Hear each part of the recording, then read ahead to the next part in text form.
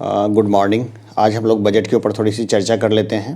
और हम लोग जानते हैं जैसे कि भारत सरकार का बजट आया है, तो बजट से संबंधित क्वेश्चंस जो हैं वो आपको एग्जामिनेशंस में ज़रूर देखने को मिलेंगे।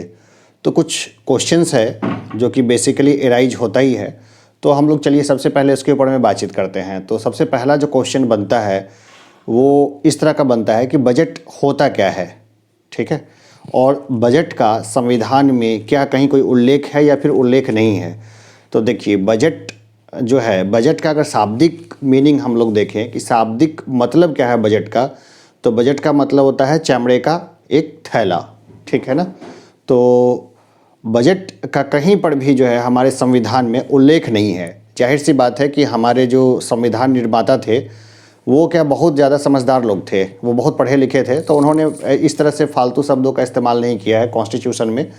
तो बजट के जगह पर जो शब्द इस्तेमाल किया जाता है वो होता है वार्षिक वित्तीय विवरण, ठीक है ना, वार्षिक वित्तीय विवरण। और वार्षिक वित्तीय विवरण जो है उसका इस्तेमाल किया गया है संविधान में। और इसके बाद जो है उसको कौन सा मंत्रालय बजट को पेश करता है, जाहिर सी बात है वित्त मंत्रालय के अंदर में बजट बनता है। और अभी जो है भारत की पूर्णकालिक वित्त मंत्री, पहली पूर्णकालिक वित्त मंत्री निर्मला सीतारमण ने बजट को पेश किया है। तो बजट को किस डेट पे पेश किया ये जानना ज़रूरी है कि इस बार का बजट जो है वो कितने तारीख को पेश किया गया, इससे पहले कितनी तारीख को जो है वो बजट पेश किया जाता था।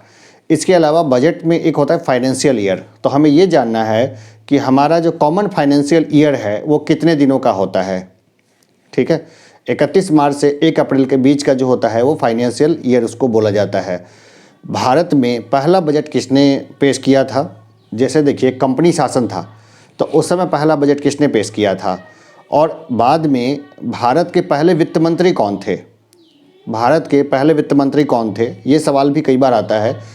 और एक क्वेश्चन ये भी आता है कि भारत के ऐसे वित्त मंत्री जो बाद में पाकिस्तान के वित्त मंत्री बने, लियाकत अली बेग हैं जो ऐसे व्यक्ति थे, जॉन मथाई पहले वित्त मंत्री थे, जहाँ तक मैं याद कर रहा हूँ, क्योंकि मैं कुछ भी स्क्रिप्ट करके मैं रिकॉर्ड नहीं करता हूँ। मुझे लगता है कि यहाँ से क्वेश्चन आ सकते हैं तो मैं सीधा रिकॉर्डिंग करने के लिए आ जाता हूँ, बाद में थोड़ा स्क्रिप्टेड भी चलूँगा।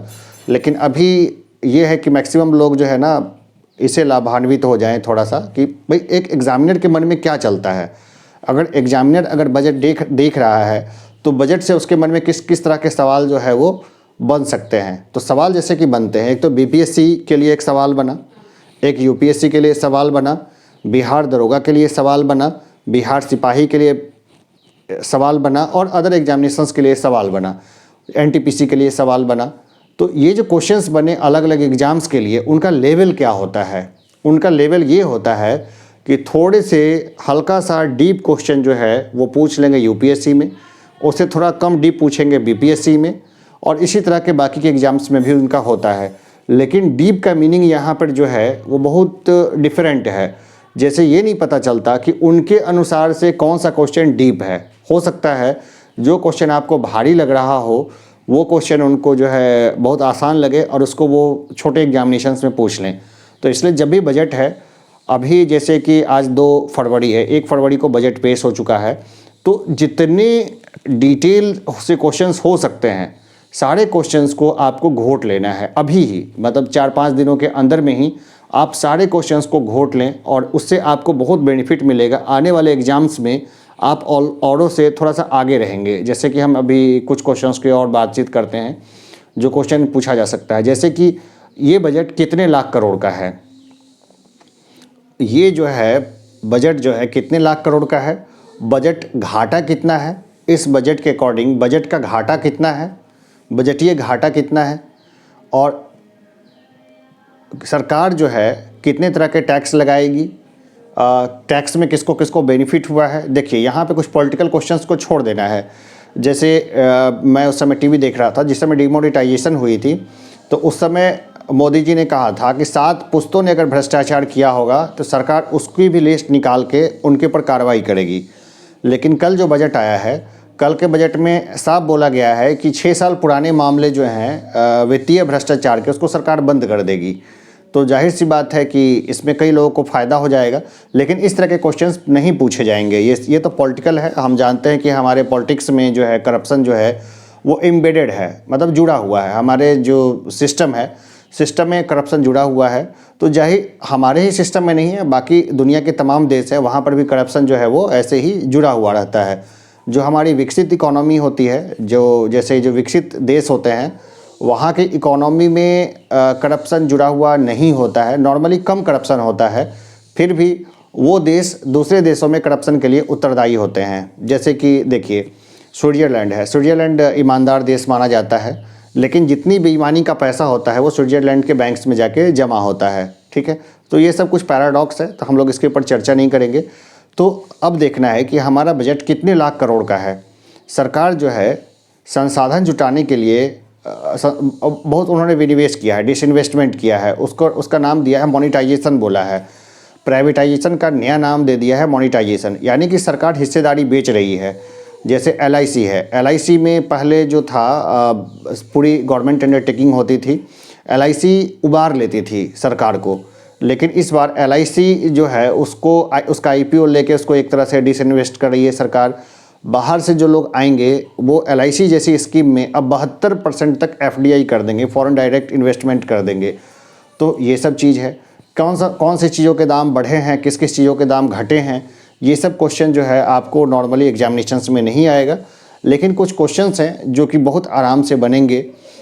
जैसे कि बजट जो है, बजट का शुभारंभ किस देश में हुआ था, ये क्वेश्चन एक बनता है। भारत में पहला बजट कब पेश हुआ? जाहिर सी बात है अंग्रेज़ों के शासनकाल में पेश हुआ था।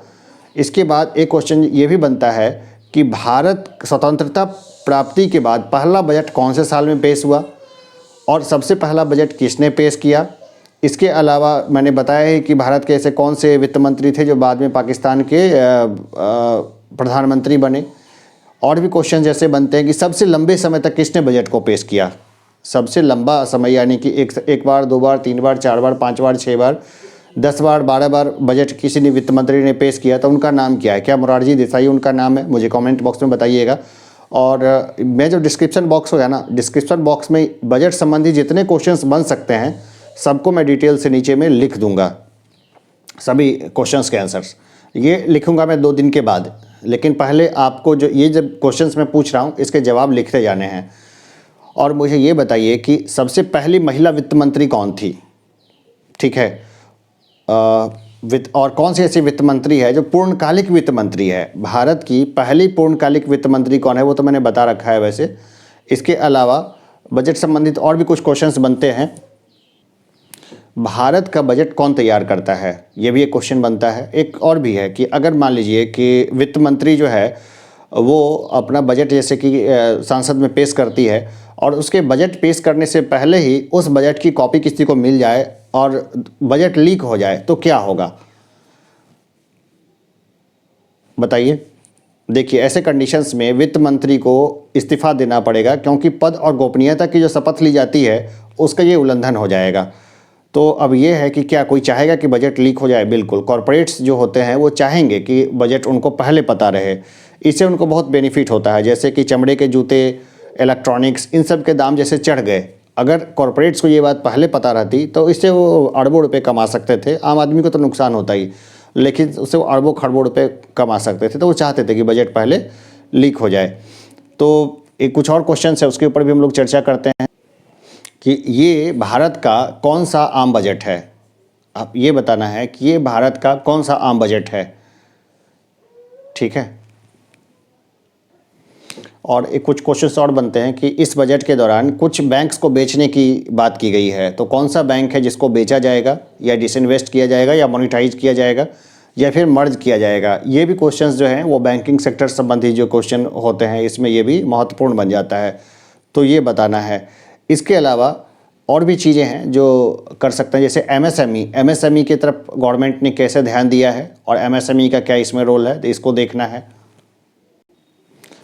तो ये भारतीय बजट जो है आपने देख लिया। अगर आप बिहार सरकार की किसी नौकरी की तैयारी कर रहे हैं तो अब आपको जो है इकोनॉमिक सर्वे ऑफ इंडिया को भी थोड़ा सा नज़दीक से देख लेना है। इकोनॉमिक सर्वे ऑफ इंडिया को देख लेना है, और इकोनॉमिक सर्वे ऑफ इंडिया शायद 14 चैप्टर्स में लगभग हो जाएगा काम।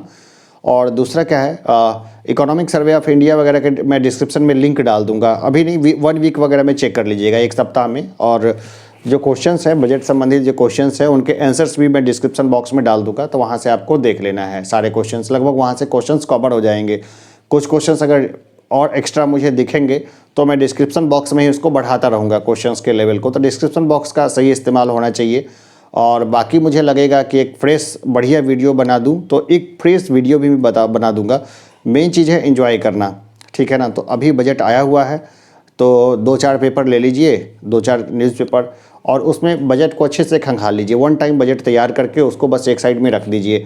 अभी जैसे कि बिहार का बजट भी आने वाला है, तो बिहार का बजट भी आपको देखना होगा, बहुत गहराई से देखना होगा। इकोनॉमिक सर्वे ऑफ बिहार जो है उसको अच्छे से देख लीजिए, उसको घोट लीजिए। और जहाँ तक मुझे लगेगा तो ये जो सेशन है, इस सेशन के डिस्क्रिप्शन बॉक्स में मैं इकोनॉमिक सर्वे ऑफ बिहार भी लेटेस्ट डाल दूँगा, लेटेस्ट जो होगा वो डाल दूँगा, और इकोनॉमिक सर्वे ऑफ इंडिया भी डाल दूँगा। बजट से संबंधित जो चीज़ क्वेश्चन आंसर्स तो मैं डालूँगा। अगर मुझे लगता है कि ज़्यादा क्वेश्चन आंसर्स अच्छे हो रहे हैं तो मैं उसका पीडीएफ बना करके, उसका पीडीएफ जो है उसके लिंक दे दूंगा, ताकि आप सीधे 1 क्लिक में वहाँ से आप पीडीएफ देख लिया करें। तो जाहिर सी बात है, कोई भी वीडियो देखते हैं तो इसके बाद डिस्क्रिप्शन बॉक्स को ज़रूर चेक करिए, वहाँ पर आपके काम की काफ़ी चीज़ें जो है वो मिल जाया करेगी। तो चलिए अभी के लिए इतना ही रखते हैं, फिर जल्द मिलते हैं अगले सेशन में। तो अभी के लिए इतना ही। जय हिंद,